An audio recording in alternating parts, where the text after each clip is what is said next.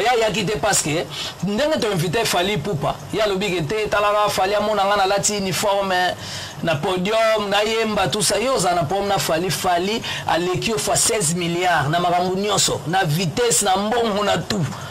isko yo banga po Fally ya yango yo kimo ya te na elisa ngabi mon frère ozo banga Fally poane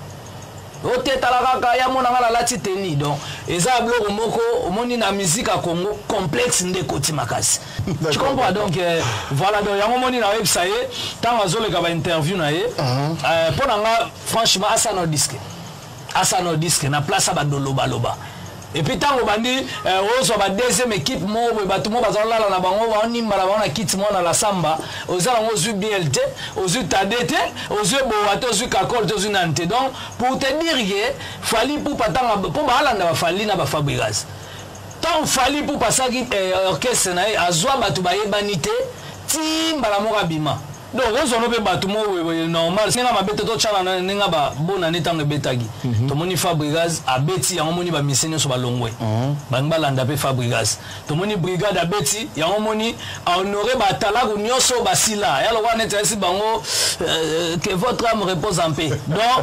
na TV awa ba ya ba ko sake no we ravie na nga we ramta salanga men internet bazola ba maramususu net que non ngam na ba sala ba nzembo tu makambutu we rabeta casino yo sala yo yagi na album nini to sala intervention rapide aux iti to sali solo la bio salate to sali ki buiso iti o ya na la kelele le 26 avril 2002 na ebina date donc pour te dire que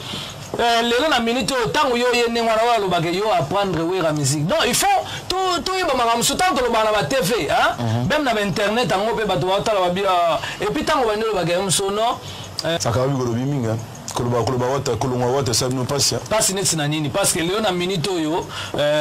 koloba passe c'est trop dire tu comprends biso ba mise ba bandika kolongeza bango te Serge Mabiala Kenda Teka Kenda tozwa ba onani Fera Kenda tozuba Bill Clinton tozuba Selo les marquis depuis ça on longeza langa bitida eza makambo bandi nango lelo ti donc batu ba kolongwa et puis après batu musuba kolongwa bana ba ambition batu ba kolongwa kaka donc biso pom nangane ti sankareza ke po mo na belaki sankenga